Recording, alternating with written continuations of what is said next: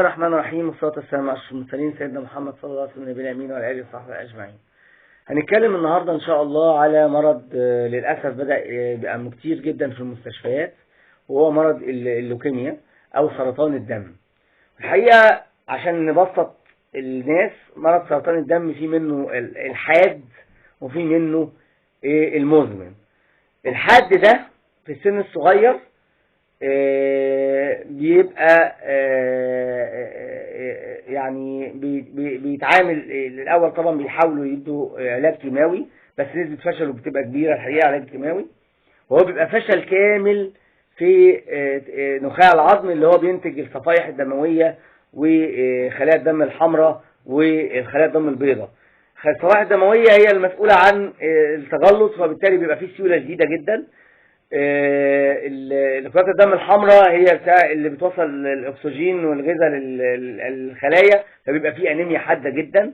خلايا الدم البيضاء هي المسؤوله عن المناعه، فيبقى فيه ضعف شديد في المناعه. ففشل كامل يعني محتاج نقل دم بصفه مستمره.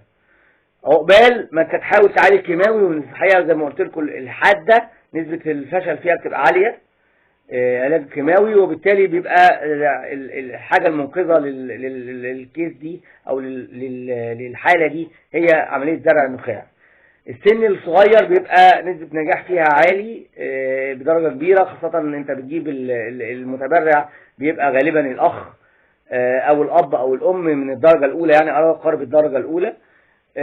لو حد كبير في السن الحقيقة بتبقى يعني نسبة فشله أعلى بكتير.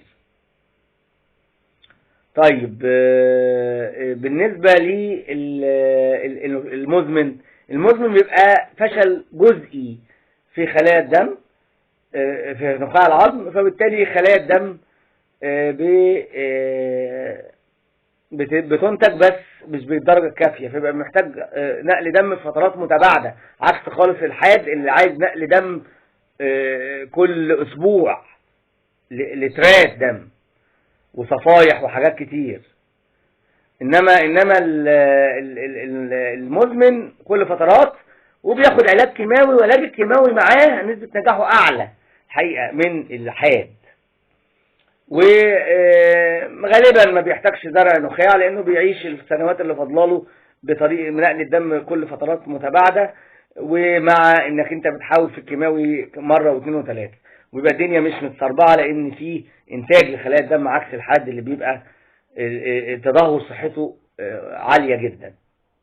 طيب المريض اللوكيميا بيموت من ايه؟ بيموت من 3 حاجات. يا اما من علاج كيماوي نفسه ممكن يدمره ويموته لو ما خطرش مظبوط، او لو حصل له اعراض جانبيه جديده منه. يا اما من وانت ماشي على علاج من التهاب رئوي شديد جدا، لان المناعه بتبقى ضعيفه. يا اما من نزيف داخلي مفاجئ وشديد جدا بيقضي عليه. فاللوكيميا مرض صعب جدا، ربنا يعافينا جميعا. مالوش اسباب بيجي من عند ربنا سبحانه وتعالى.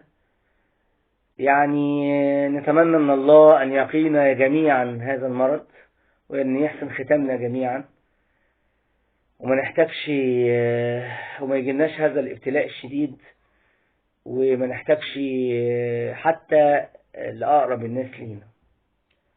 اتمنى الجميع صحة جيدة، والسلام عليكم ورحمة الله وبركاته.